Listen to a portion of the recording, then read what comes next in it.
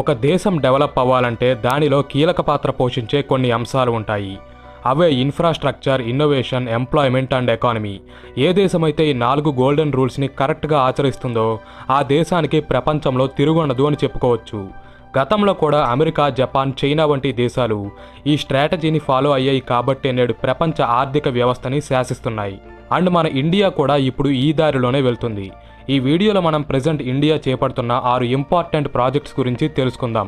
ఈ project speciality ఏంటంటే ఇవి మనం చెప్పుకున్న 4 గోల్డెన్ రూల్స్కి కరెక్ట్గా సూట్ అవడంతో పాటు ఇవి ఒక్కసారి కంప్లీట్ అయితే ఫ్యూచర్లో మన దేశాన్ని $10 ట్రిలియన్ ఎకానమీగా మార్చడంలో కూడా కీ రోల్ ప్లే చేస్తాయి.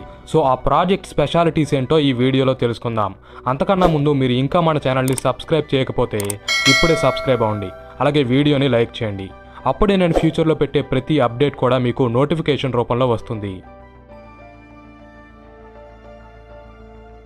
ప్రస్తుతం ఉత్తరప్రదేశ్లోని నోయిడాలో ఒక భారీ ఎయిర్పోర్ట్ నిర్మాణం జరుగుతుంది. అదే నోయిడా ఇంటర్నేషనల్ ఎయిర్పోర్ట్. దీన్నే జవార్ ఎయిర్పోర్ట్ అని కూడా పిలుస్తారు.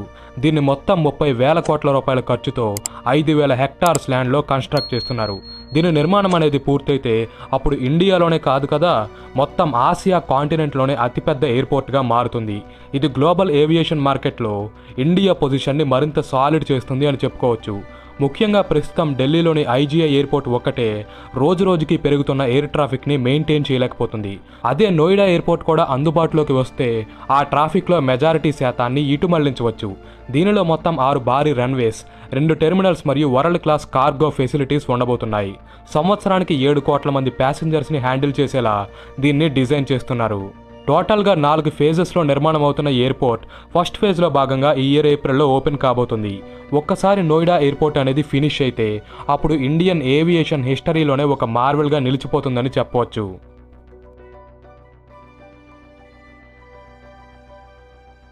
ప్రెజెంట్ మన ఇండియా దగ్గర రాకెట్స్ని లాంచ్ చేయడానికి ఉన్న only station Satish Dhawan space centre.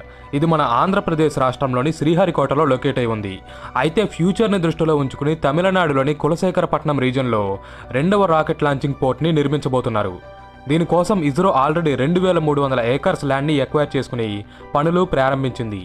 దీని మెయిన్ యూజ్ ఏంటంటే ప్రస్తుతం ఇస్రో శ్రీహరికోట నుంచి గగన్యాన్, చంద్రయాన్ 3, శుక్రయాన్ వంటి పెద్ద ప్రాజెక్ట్స్ని చేస్తూ బిజీగా ఉంది. అలాగే ఇక్కడి నుంచే పిఎస్ఎల్వి, జిఎస్ఎల్వి వంటి హెవీ రాకెట్స్ని కూడా లాంచ్ చేస్తున్నారు. అదే ఈ 2వ స్పేస్ పోర్ట్ని నిర్మించడం ద్వారా ఇస్రో ఒకేసారి అటు శ్రీహరికోట నుంచి మెయిన్ రాకెట్స్ని మరియు ఈ సెకండ్ సెంటర్ నుంచి స్మాల్ కమర్షియల్ శాటిలైట్స్ని సైమల్టేనియస్గా లాంచ్ చేసే అవకాశం దొరుకుతుంది. దీనివల్ల ఇస్రోకి both time and money save అవుతాయి. అలాగే ప్రెజెంట్ మన దేశంలో చాలా ప్రైవేట్ స్పేస్ ఆర్గనైజేషన్స్ అనేవి ఏర్పడుతున్నాయి. సో ఇలా ఎక్స్ట్రా రాకెట్ లాంచింగ్ ఫెసిలిటీ ఉండడం ద్వారా ఆ కంపెనీస్కి కూడా తమ ఓన్ రాకెట్స్ని ఇక్కడ నుంచే ప్రయోగించుకోవడానికి హెల్ప్ అవుతుంది. అలాగే ఫ్యూచర్లో ఇండియాలో స్పేస్ టూరిజంని ప్రోత్సహించడానికి మరియు ఫారెన్ కంట్రీస్ యొక్క శాటిలైట్స్ని లాంచ్ చేసి మరింత రెవెన్యూని ఎర్న్ చేసుకోవడానికి కూడా ఈ న్యూ స్పేస్ పోర్ట్ ఇస్రోకి సహాయపడుతుంది. ఇస్రో మాజీ చైర్మన్ సోమనాథ్ ప్రకారం ఇక్కడి నుంచి సంవత్సరానికి 30 రాకెట్స్ని వదలవచ్చు. 2027 నాటికి ఈ ఫెసిలిటీ అందుబాటులోకి వస్తుంది. గుజరాత్ రాష్ట్రంలోని ధొలేరాలో ఇప్పుడు ఒక స్మార్ట్ సిటీ నిర్మాణం జరుగుతుంది. అదే ధొలేరా స్పెషల్ ఇన్వెస్ట్మెంట్ రీజన్. దీన్ని ఢిల్లీ, ముంబై ఇండస్ట్రియల్ కారిడార్లో భాగంగా నిర్మిస్తున్నారు. విదేశాల నుంచి ఇండియాకు భారీ స్థాయిలో పెట్టుబడులను ఆకర్షించడానికి, ఫ్యూచర్లో ఇండియాని ఒక గ్లోబల్ మ్యానుఫ్యాక్చరింగ్ హబ్గా మార్చడానికి ఈ సిటీ కీలక పాత్ర పోషించబోతుంది. ఇక్కడికి ఆల్మోస్ట్ $100 బిలియన్ వరకు ఇన్వెస్ట్మెంట్లు వస్తాయని అంచనా. 10,000 ఎకరాల విస్తీర్ణంలో లొకేట్ అయి ఉన్న ఈ ధొలేరా సిటీ దేశంలో అమరావతి తర్వాత 2వ అతిపెద్ద గ్రీన్ఫీల్డ్ సిటీగా మారబోతుంది. ఇక్కడ పిఎంఎస్సి, టాటా ఎలక్ట్రానిక్స్, ఫాక్స్కాన్, ఏఎండబ్ల్యూ మోటార్స్ మరియు డిఆర్డిఓ వంటి సంస్థలు తమ మ్యానుఫ్యాక్చరింగ్ యూనిట్స్ని ఏర్పాటు చేసేందుకు ముందుకొచ్చాయి. వీటి వల్ల యూత్కి ఆల్మోస్ట్ 10 లక్షల కొత్త ఉద్యోగాలు జనరేట్ అయ్యే అవకాశం ఉంది. అలాగే టాటా కంపెనీ ఇక్కడ 4,000 మెగావాట్స్ పవర్ని ఉత్పత్తి చేసే ఒక భారీ సోలార్ పార్క్ని నిర్మిస్తుంది. ఫ్యూచర్లో ధొలేరా సిటీ మన దేశంలో ఎలక్ట్రానిక్స్, ఆటోమొబైల్స్, డిఫెన్స్ ఇండస్ట్రీ వస్తువుల ఉత్పత్తికి కేర్ ఆఫ్ అడ్రస్గా మారబోతుంది. ఈ సిటీని సింగపూర్, దుబాయ్, షెంజన్, యుఎస్ఏలోని సిలికాన్ వ్యాలీ వంటి గ్లోబల్ సిటీస్తో పోటీ పడేందుకు బిల్డ్ చేస్తున్నారు. దీనికోసం సెంట్రల్ గవర్నమెంట్ ఆల్రెడీ 20,000 కోట్ల రూపాయలని విడుదల చేసింది. ఎస్టిమేషన్స్ ప్రకారం 2035 నాటికి సిటీ పూర్తవుతుందని చెప్తున్నారు.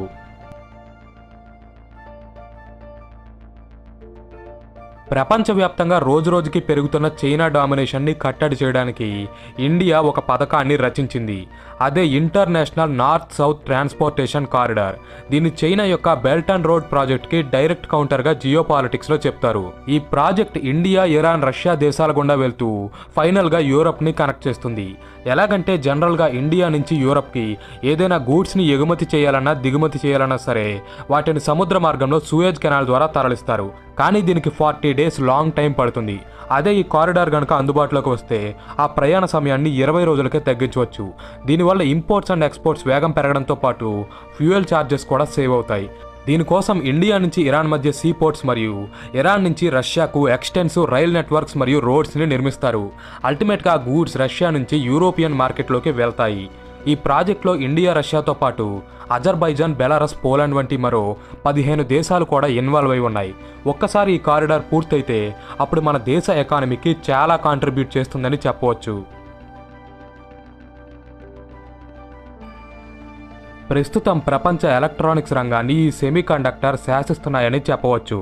ఏ దేశమైతే వీటిని ఓన్గా తయారు చేస్తుందో ఆ దేశం అభివృద్ధిలో ముందుకు దూసుకెళ్తుంది.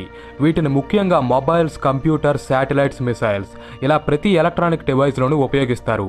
ఇవి లేకపోతే అసలు ఏ ఎలక్ట్రానిక్ ఐటెం కూడా పనిచేయదు. అయితే ఇంతటి ఇంపార్టెంట్ ఎలిమెంట్స్ని ఇండియా ఇన్నేళ్లుగా చైనా, యుఎస్ఏ, తైవాన్ వంటి ఫారెన్ కంట్రీస్ నుంచి దిగుమతి చేస్తుంది. ఇది ఫ్యూచర్లో ఇండియాకి మంచిది కాదు.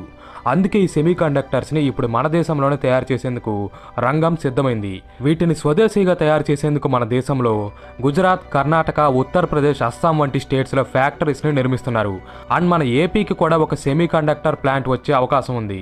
వీటి కోసం భారత్ ఆల్మోస్ట్ 1,00,000 కోట్ల రూపాయల పెట్టుబడి పెట్టనుంది. అండ్ దీని రిజల్ట్స్ కూడా అంతకు మించే ఉంటాయి. ఇది మన దేశంలో చాలా ఎంప్లాయ్మెంట్ని కూడా క్రియేట్ చేయనుంది.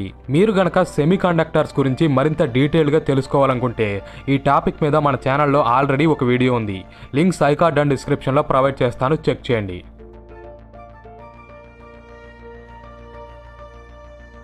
And finally Bharatmala project. మన దేశంలో ఇన్ఫ్రాస్ట్రక్చర్ ఫెసిలిటీస్ని నెక్స్ట్ లెవెల్కి తీసుకువెళ్లడమే ఈ ప్రాజెక్ట్ ఉద్దేశం. ఇది గత 5 ఏళ్లుగా ఆన్గోయింగ్లో ఉన్న ప్రాజెక్ట్ అండ్ 2030 వరకు కూడా కంటిన్యూ అవుతుంది.